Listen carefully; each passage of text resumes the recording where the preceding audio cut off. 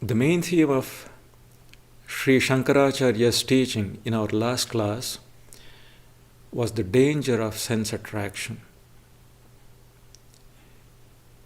In graphic language, Shankaracharya showed how all our suffering can be traced back to our own weakness for sense objects.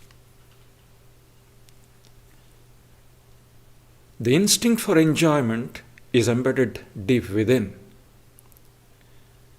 and the only way of overcoming it is through renunciation and detachment. If one wants to be free, one has to give up attachment. There can't be two opinions about this. As Swami Vivekananda writes in his famous Song of the Sannyasin, "Where do you seek freedom, my friend? Where do you seek freedom? Yours alone is the hand that holds the rope that drags you on. Yours alone is the hand that holds the rope that drags you on. Let go your hold." And if one wants to be absolutely free, one must also be prepared to renounce absolutely. If the heart is not totally committed to the spiritual ideal, it is impossible to realize the great goal of moksha. Not only that, it may even be dangerous to attempt it. So in the following verse, Shankaracharya addresses his words to such aspirants whose goal is no doubt moksha, but whose vairagya, whose dispassion is still not strong enough. He says, "Apata vairagyavato mumukshun bhavabdhiparam pratiyatumuddyatam ashagraho majjayatentarale nigrihya kanthe vinivartya vegat." Apata vairagyavato mumukshun bhavabdhiparam pratiyatumudyatan ashagraho majjayatentarale nigrihya kanthe vinivartya vegat. So-called seekers of liberation who lack the true spirit of renunciation, but try nevertheless to cross the sea of samsara. Shankaracharya says the crocodile of craving seizes them by the throat and violently dragging them away drowns them midway. So-called seekers of liberation who lack the true spirit of renunciation but try nevertheless to cross the sea of samsara. Them the crocodile of craving seizes by the throat and violently dragging them away drowns them midway. So the verse is a general warning to all spiritual aspirants. Throughout the Vivekachudamani, wherever the words vairagya and mumukshutva, dispassion for the world and longing for liberation, wherever these two words occur, it always means tivra vairagya and tivra mumukshutva. Intense dispassion, intense longing. No half measures. No half measures in Vedanta, because the goal of Vedanta is nothing less than absolute freedom. Apata vairagya, on the other hand, means seeming, not real renunciation. Seeming renunciation. One has to be very careful about any sudden feeling of dispassion, death, disease, disappointment, failure. The mind can react violently to these things, causing one to take the extreme step of renouncing everything. Not that it is always wrong. Sometimes emotional shocks do open our eyes. They do bring about permanent spiritual good sometimes. But more often, it is only a passing mood. And a renunciation that is produced by such a passing mood can only be false. After some wandering, what happens is the mind goes here and there, and after some wandering, one returns home and surrenders oneself to worldly attractions with redoubled vigor. That is why extreme steps taken on impulse are never good. When reaction sets in, it will also mean an extreme dislike for spiritual things. So, real vairagya is something cultivated consciously through long, hard spiritual discipline. It's the direct result of viveka, the constant practice of discernment between the permanent and the impermanent. So, it's a genuine desire to give up all transitory enjoyment, not just detachment, but an utter disregard for all pleasure.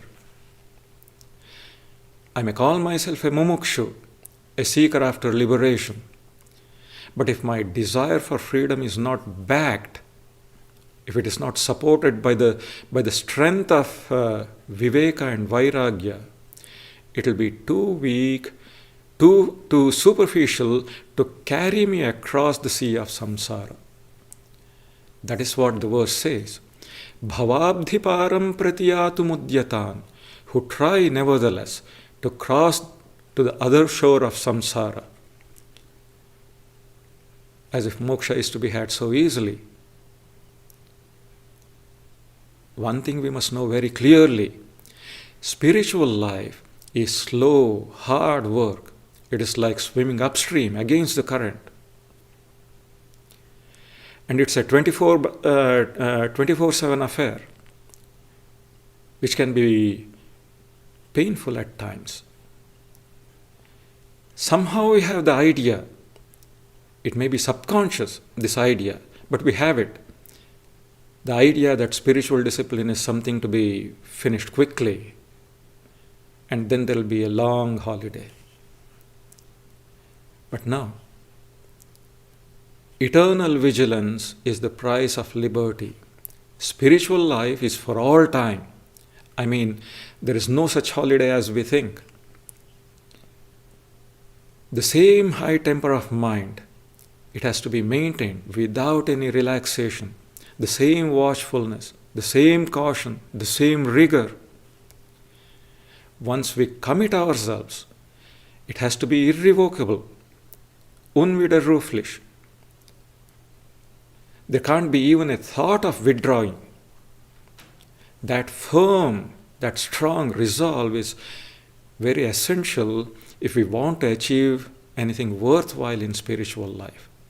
If we don't have this quality, then ashagraho majjayate intarale. The crocodile of desire drowns them midway. Even after years of practice, one can't feel too confident about oneself. If we pry into the depths of our mind, if we dig deep enough, we will still see subtle desires hiding in the shadows, in seed form. If one is not careful, they will someday rise up and create much trouble. Before the attainment of jnana, one may have great control, but the desires and tendencies of the mind as such haven't yet been destroyed. They are only kept under control, under check. So before realization, one is never safe. And it is very likely that one comes to grief someday if one doesn't use the greatest caution. So mumukshus should never be too bold, even if they have the greatest self-control. That is what Shankaracharya is saying. And how does the danger of desire overtake half-hearted mumukshus? Nigrahya kanthe vinivartya vegat. It seizes them by the throat and drags them under water. Sense desires are extremely powerful. and especially so in worldly surroundings, like the crocodile, which is extremely powerful in water. So it is best for mumukshus to avoid all temptations, salute from a safe distance anything that could become an object of temptation. Because once the mind is really stirred up, it can create no end of trouble. Attachment in any form is enough to muddle the brain, confuse it. But when it is allowed to become passion, then all struggle for the higher life comes to an end. We are mostly affected first in a very subtle way, and then it grows and grows and assumes enormous proportions, and finally we are swept away. But then, let's not get a depressing picture of spiritual life. In the next verse, Shankaracharya says, on the other hand, Vishayakyagraho yena suviraktyasina hatah sagacchati bhavambodhe param pratyuha varjitah. Vishayakyagraho yena suviraktyasina hatah sagacchati bhavambodhe param pratyuha varjitah. One who has killed the crocodile of sense craving with the sword of true dispassion, that person crosses the ocean of samsara free from all obstacles. One who has killed the crocodile of sense craving with the sword of true dispassion, that person crosses the ocean of samsara free from all obstacles. The crocodile is powerful in water, but on dry land it is weak. So it is best not to step into the water. But that is not always possible. We have to live in the world. So Sri Ramakrishna would say, when you plunge into the water of the ocean, you may be attacked by crocodiles, but they won't touch you if your body is smeared with turmeric. They can't touch you if your body is smeared with turmeric. There are no doubt the 6 crocodiles, these 6 enemies of spiritual life, lust, anger, greed, and the rest. And they're all within you. So samsara is inside, not outside. It is in the hearts. It is in the depths of the heart. But protect yourself with the turmeric of discrimination and renunciation, and then they won't touch you. This is what Sri Ramakrishna says. So the person who is really guarded, who is always wide awake, they see the Vishayakya Graha, the crocodile of sense craving. They notice even the subtlest desires that arise in the slightest degree. And they will be able to kill those desires in their causal form without even letting them rise fully in the mental plane. Suviratyasina hatah, killed with the sword of true dispassion. It means one should try to control the desires even in their causal state. This we can never do if we don't become really watchful and discriminative. And if we don't have genuine renunciation and detachment. If we have these 2 qualities, discernment and dispassion, we will be able to detect trouble, even in its causal form, and kill it right there. But one must also be intensely devoted to the ideal.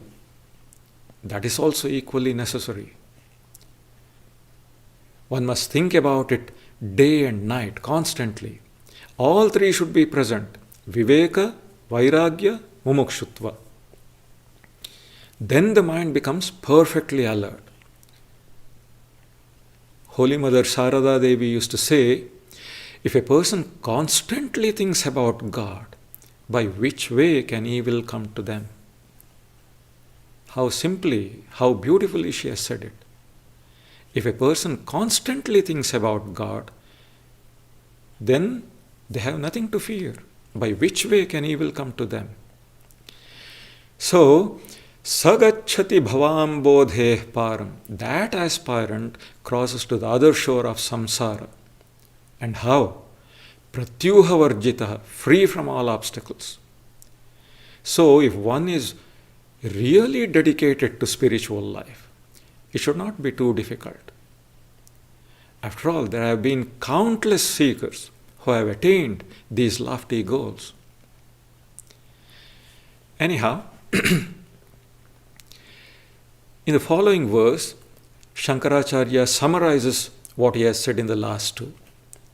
Please note, he is showing us both aspects of spiritual life. In the beginning it is difficult, but later it is joyful. The price it demands may be very high, but its rewards are invaluable, most precious. Speaking about these matters, Swami Ashokananda ji says in one place, life is short, but spiritual unfoldment is long and very difficult to practice. Life is short, spiritual unfoldment is long and very difficult to practice. But so what? Do you realize what you are undertaking? Do you realize what you are undertaking? The finite is going to the infinite. What more do you want? That is what spiritual life is. The finite is going to the infinite. What more do you want? So, let us not be downhearted, but also let us not be afraid of struggle. Shankaracharya continues, Vishama Vishayamargair Gacchato Nacha Buddhe Pratipadam Abhiyato Mrityurapyesha Vidhi Hita Sujana Guruktya Gacchata Swasya Yuktya Prabhavati Phala Siddhe Satyamityeva Vidhi. Vishama Vishayamargair Gacchato Anacha Buddhe Pratipadam Abhiyato Mrityuh Apyesha Vidhi. Hita Sujana Guruktya Gacchata Swasya Yuktya Prabhavati Phala Siddhe Satyamityeva Vidhi.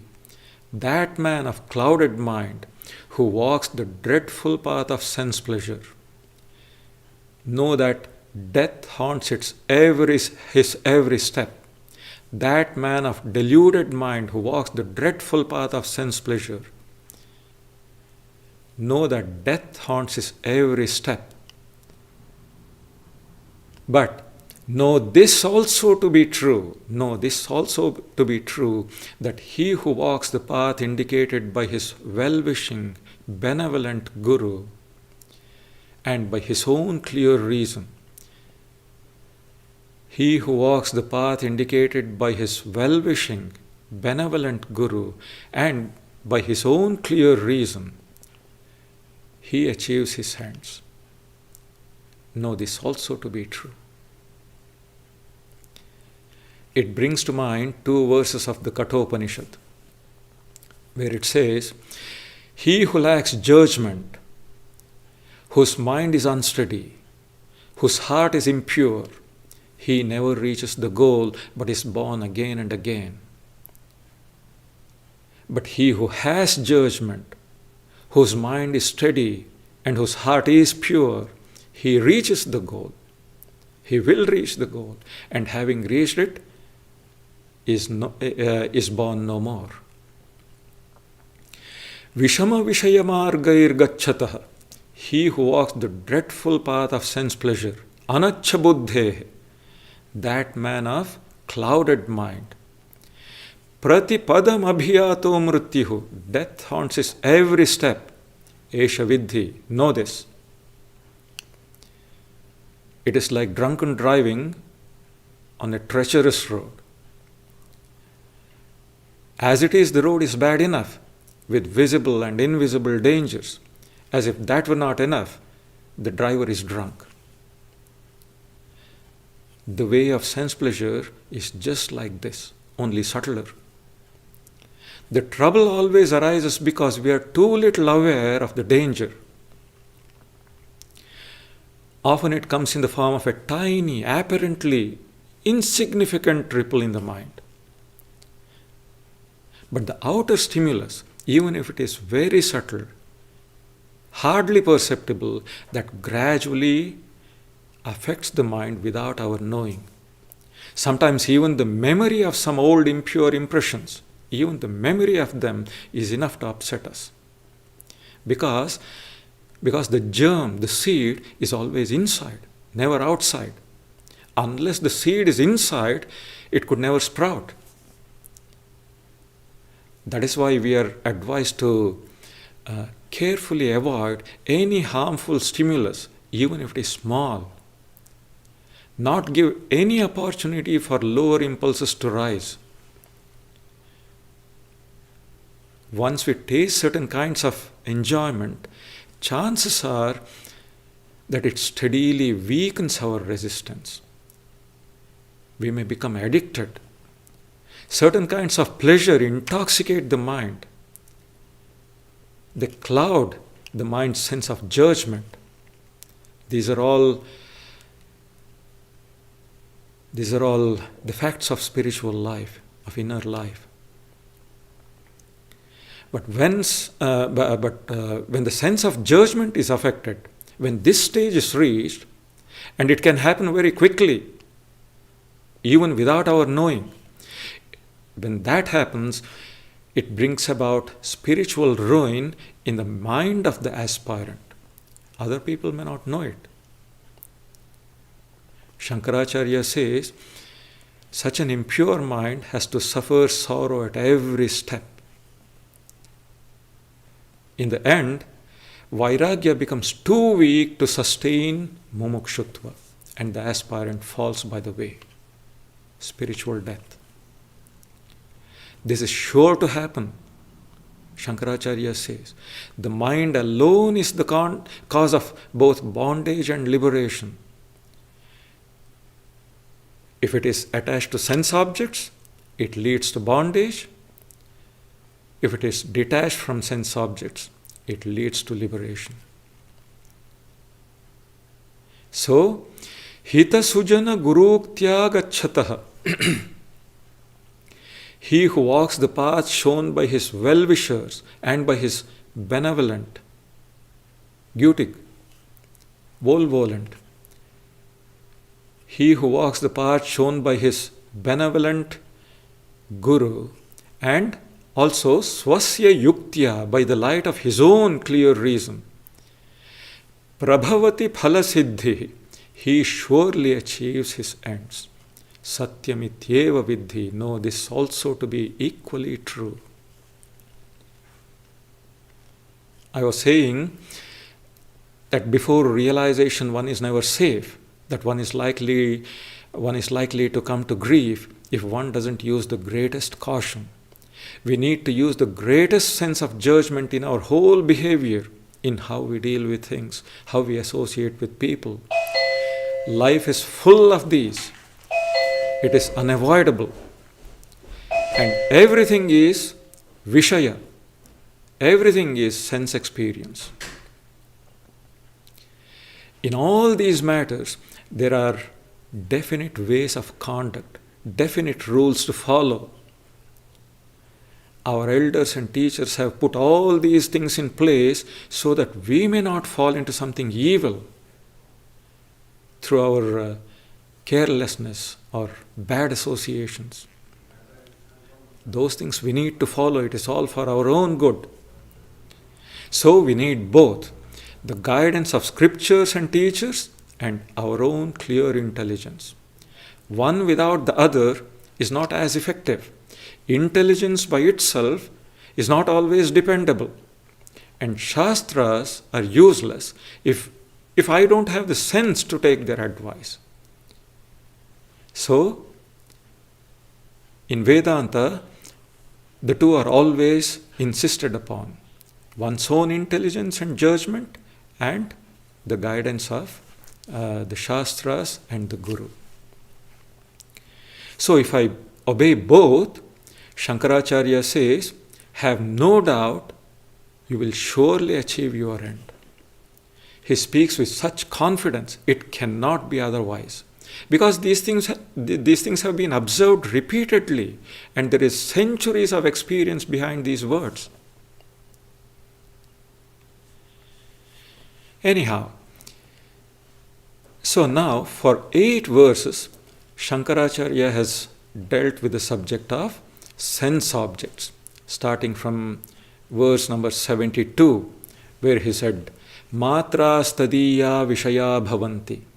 The subtle essences of the 5 gross elements form the 5 sense objects. Starting from there up till here, up to verse 81. If you remember, the original purpose was to show the distinction between the Atman and the Anatman, to show that the Atman is pure consciousness and the Anatman is unconscious matter. That is the philosophy behind. But in these last 8 verses, we have heard something that is of direct relevance to us. Shankaracharya has said, if you think you are this body, this combination of body, mind, senses, which is all made of matter, space, air, fire, water, earth, if you think you are this, and if you run after the sense objects, what are they? Sound, touch, form, taste, smell.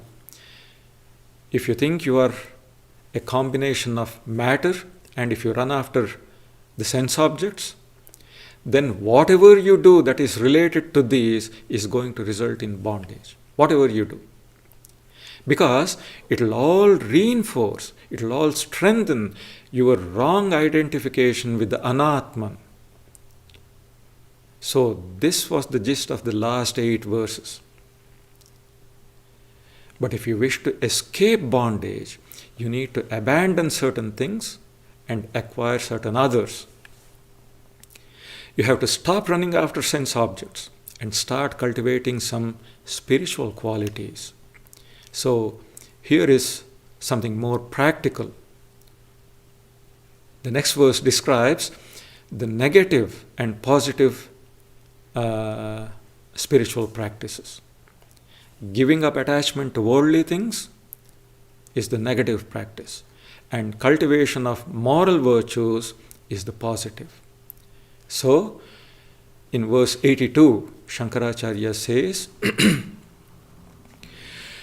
Mokshasya kangsha yadivai tavasti tyajati durat vishayan visham yatha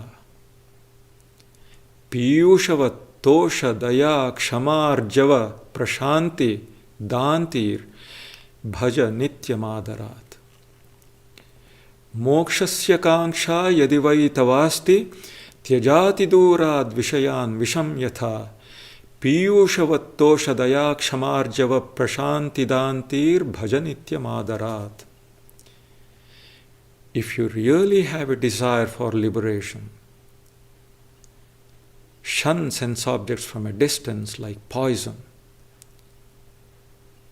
If you really have a desire for liberation, shun sense objects, avoid them from a distance like poison. And always cultivate carefully the nectar-like virtues. What are they? Contentment, compassion, forgiveness, straightforwardness, tranquility, and self-control. If you really have a desire for liberation, shun sense objects from a distance like poison and always cultivate carefully the nectar-like virtues of contentment, compassion, forgiveness, straightforwardness, tranquility, and self-control. Now, before anything else, mokshasya kangsha yadi vaitava asti. if you have a desire for liberation, it's an indirect way of saying, as a spiritual aspirant, that is the only desire you should have. So if you have that, if you really want to be free, first, tyaja ati durat vishayan visham yatha. Avoid sense objects like poison, because they are bad for the soul. Simple. Sri Krishna mentions 3 kinds of happiness in the Bhagavad Gita: Sattvic, Rajasic and Tamasic. He says, the happiness that arises from the contact of the senses with their objects, that is Rajasic. It is like nectar at first, but like poison in the end. Like nectar at first. This is one of the characteristics of all sensuous happiness. But like poison in the end, because it robs the soul of everything that is good in it. Strength, vigor, wisdom, intelligence, energy. One loses everything if one gives into sensuous happiness. Bad for the soul. Bad for the soul also because they give rise to 3 terrible things that are the cause of all evil. Krishna says, 3 are the gateways of hell leading to the ruin of the soul. 3 are the gateways of hell leading to the ruin of the soul: lust, anger, greed.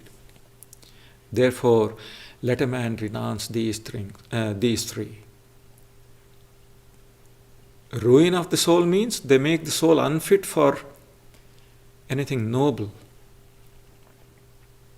So, Krishna asks spiritual aspirants to regard lust, anger and greed as the greatest enemies. Because they devour, they destroy all that is good in the soul, especially lust. But speaking from our Vivekachudamani point of view, sense objects are bad for the simple reason that they strengthen the body idea, which according to Vedanta is the fundamental error. All sense enjoyments, sound, touch, form, taste, smell, all of them are related to the body and to nothing but the body. So if we want to be free from the limitations of the body, we have to give up sense enjoyments. Then, Tosha Daya Kshama Arjava Prashanti Danti, virtues of contentment, compassion, forgiveness, straightforwardness, tranquility, self-control. These things, Piyushavat Nityam Adarat Bhaja, always carefully cultivate them as if they were nectar. Of course, these qualities are like nectar to the soul. They expand the soul, they give life to it. Pleasures kill the soul, but virtues give life to it. These are not just nice words, there is sound philosophy behind it.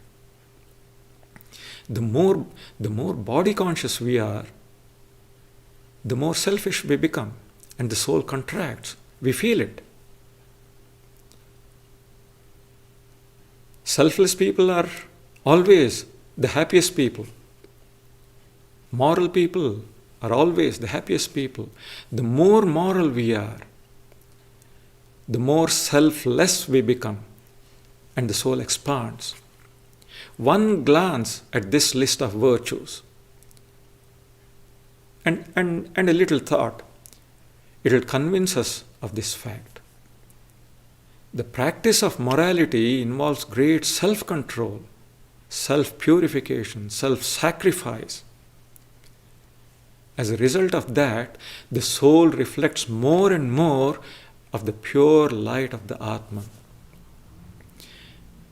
When the lower self is denied, it is only then that the real higher self manifests itself. And then it manifests itself more and more. And that is what spirituality is all about. Morality is not spirituality, of course, but there can be no spirituality without morality. So, to transcend the demands of the lower self, in order to realize one's identity with the ever-free Atman, that is the main task in spiritual life. Shankaracharya has shown again and again that moksha is not possible without vairagya, without self-sacrifice. No freedom without renunciation. That is the first step. And it has to begin at the body level. The idea is, when there is less identification with the body, detachment from sense pleasures becomes easier. So he says in the next verse, Anukshanam yat parihritya karyam anadya vidya krita bandha mokshanam deha pararthoyam amushya poshane yas sajjate saswamanena hanti. Anukshanam yat parihritya karyam anadya vidya krita bandha mokshanam deha pararthoyam amushya poshane yas sajjate saswamanena hanti. Whoever neglects what one should always be occupied with. Whoever neglects what one should always be occupied with. What is it? Freeing oneself from the bondage of ignorance without beginning. And becomes passionately absorbed in feeding the cravings of the body, which after all is an object for others to enjoy. Shankaracharya says that person commits suicide thereby. Whoever neglects what one should always be occupied with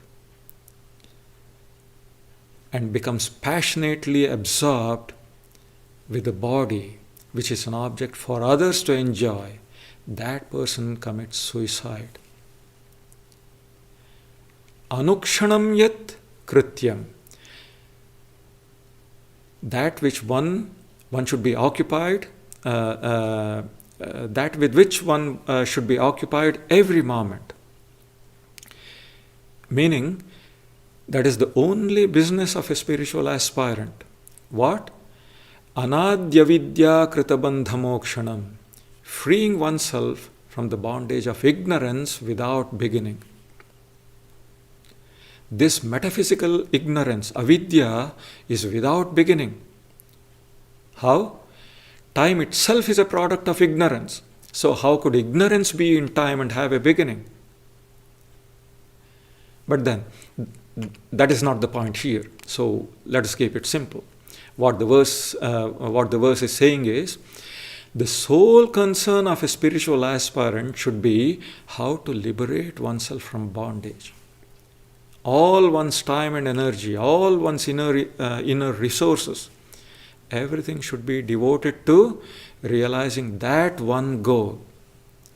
Instead of struggling for that every moment, tat parihritya, abandoning that duty,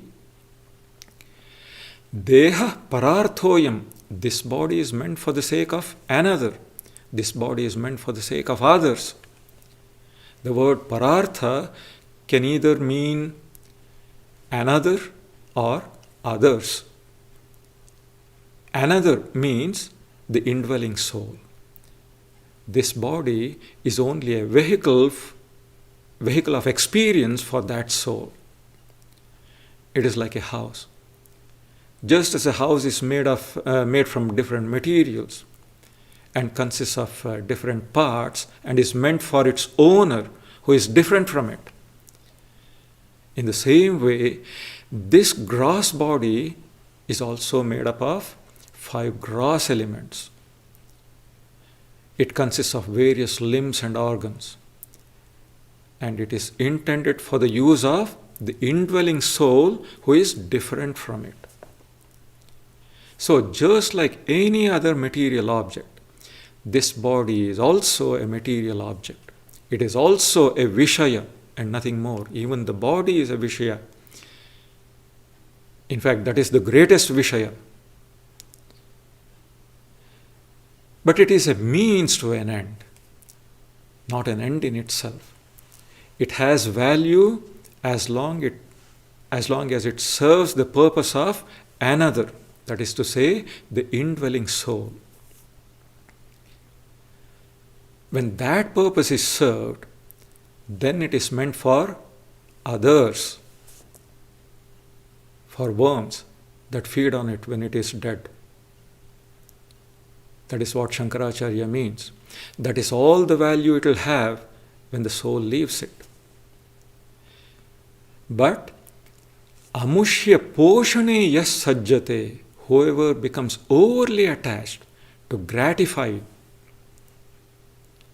whoever becomes overly attached to gratifying it, whoever devotes all one's attention to satisfying its demands. Taking care of the body is all right as far as it goes. That should be done.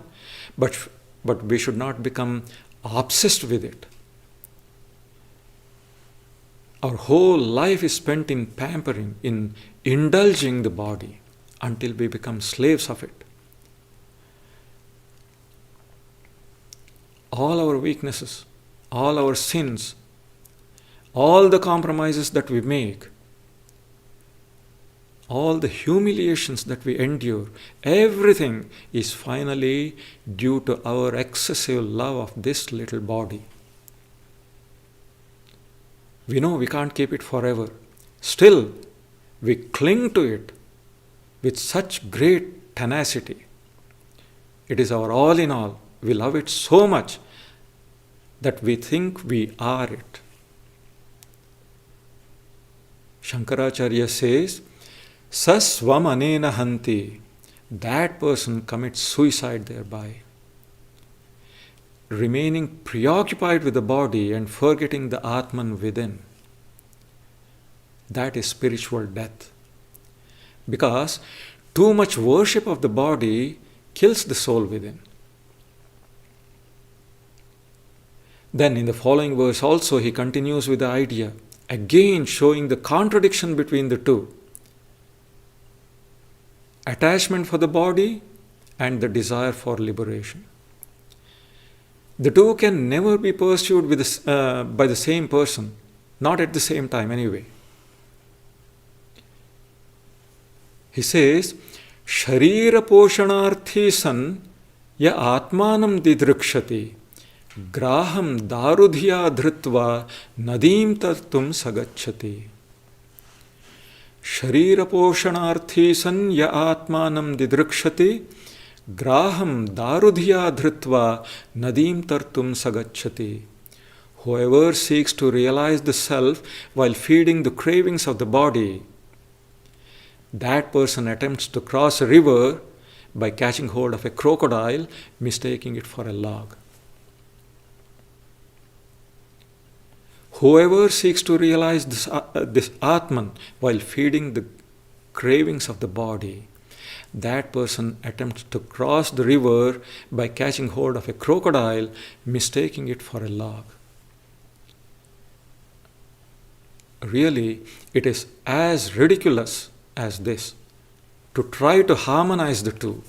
It can never be done because they are of opposite natures, as opposite as light and darkness.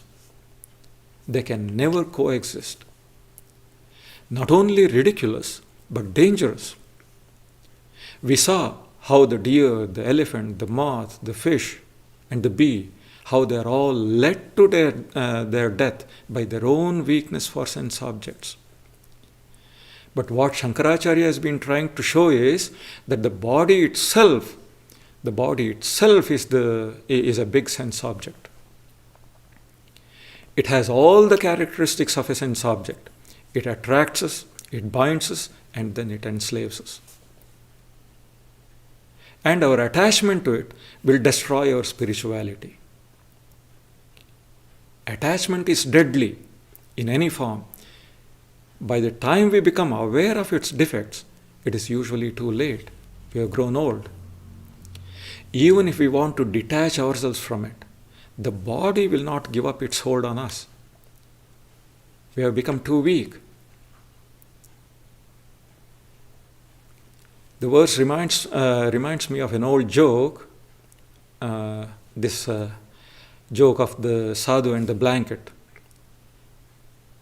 Many of you may know it already, I'm sure, but still. It's a joke, but set in the context of this verse, it is anything but funny. Two sadhus are practicing hard austerities in a forest by the riverside. It is winter and very cold. One morning, one of them notices something dark floating down the river near the hermitage. It is winter and bitterly cold, and the sadhu badly needs a blanket.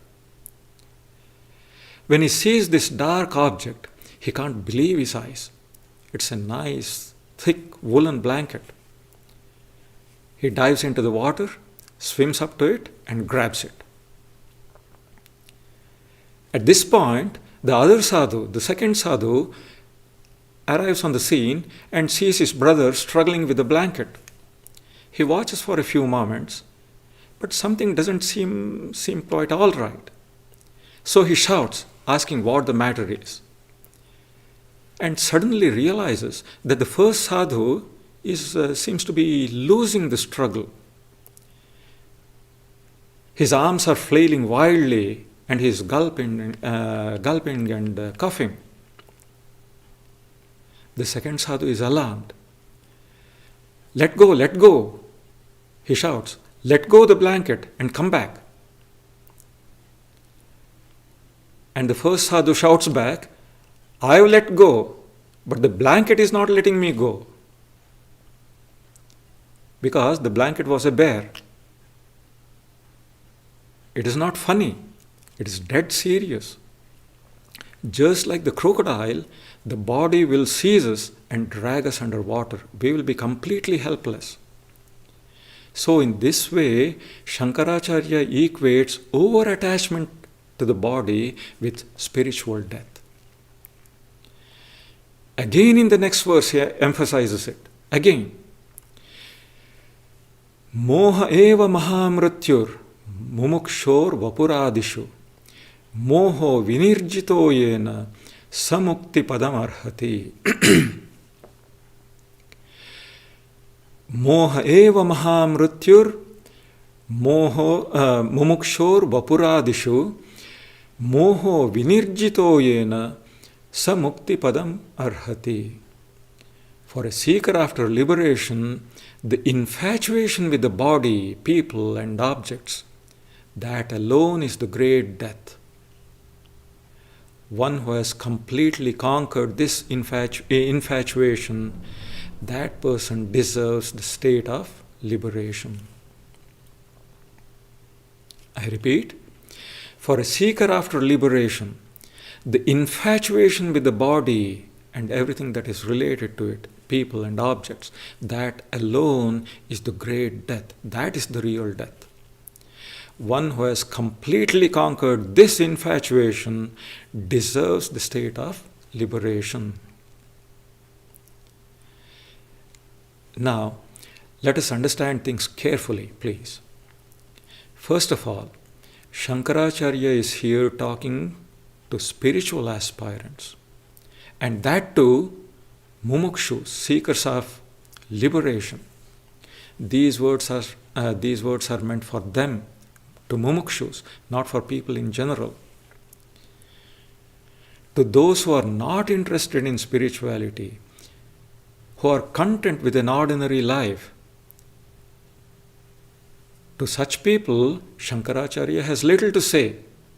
So let us bear it in mind that this kind of strong advice is intended only for those who want to attain moksha in this birth itself. Secondly, rarely ever does Shankaracharya condemn the body. belittle or despise the body or people or things.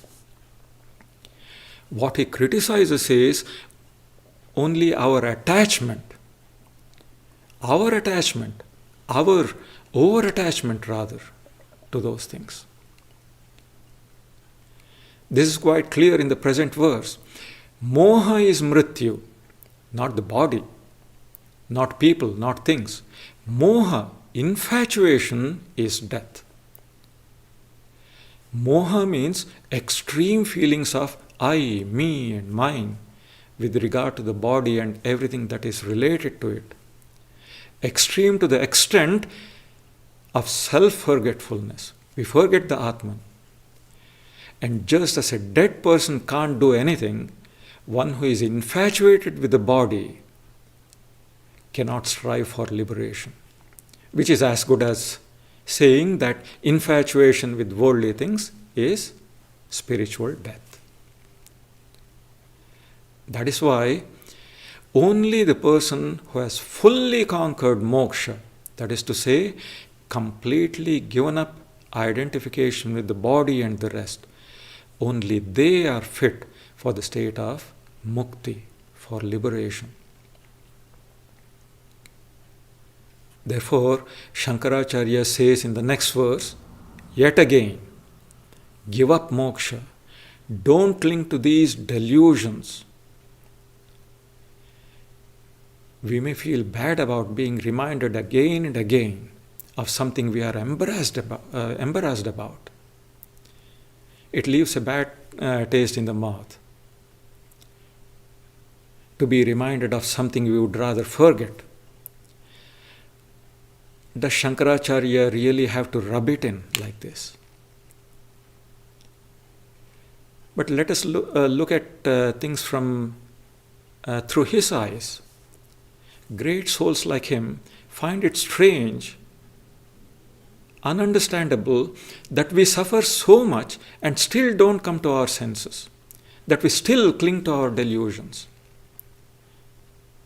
We make unreal things the goal of our lives and come to grief in the end.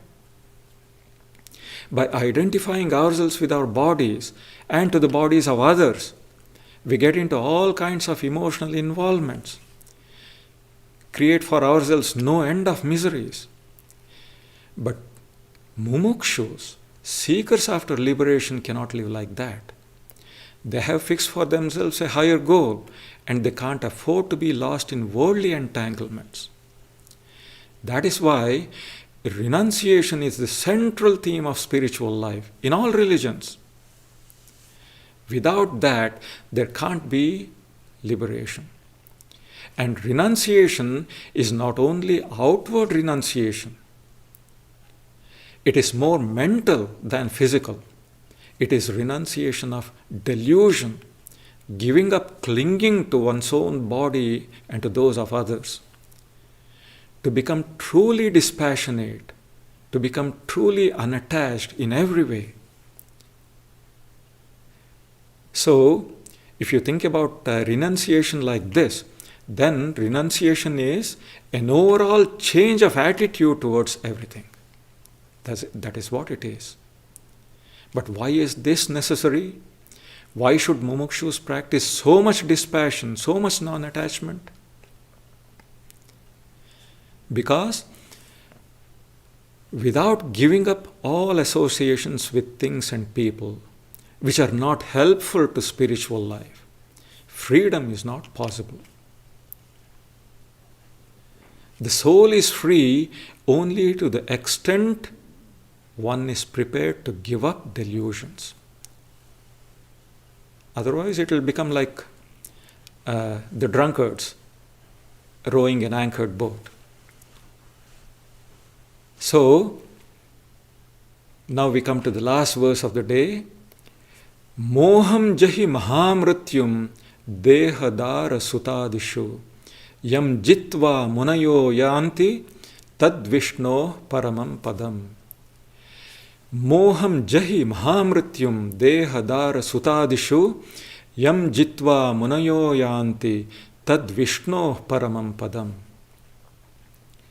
Conquer this great death of infatuation for body, wife, children, and things, conquering which sages have reached that supreme state of Vishnu. Don't be afraid. Conquer this great depth of infatuation for body, wife, children, and things, conquering which the sages reach that supreme state of Vishnu. To be infatuated with something means to become a slave of it. To feel that I can't do without this. To feel that I can't do without this or that thing. That I can't live without such and such a person. I'm a slave to them, and I try to enslave them to me. But there should never be any personal claim, at least for spiritual aspirants. There should never be any personal claim on anybody or anybody's love. Nor should I allow anybody to have any personal claim on me and my affections. I must love God alone and allow others also to love God alone. When I love somebody more than God and allow that person to love me more than God, then both of us become unworthy of God. Both of us become unworthy of God. The chains of so-called love, it will bind both of us, and we will remain bond slaves of one another and bring misery upon each other. So in the end, misery is the penalty we pay for our attachments. So Shankaracharya is telling mumukshus, but if you want to conquer all these delusions, then like the wise sages, like the munis, you will become godlike. If you conquer these delusions, you will become godlike. You will attain the supreme state of Vishnu. Vishnu means the one who is present everywhere, the one who is present in the hearts of all beings. You get the meaning? You will lose all limitations and become one with the vast, infinite Brahman. So, this is the price of victory over delusion. Thank you.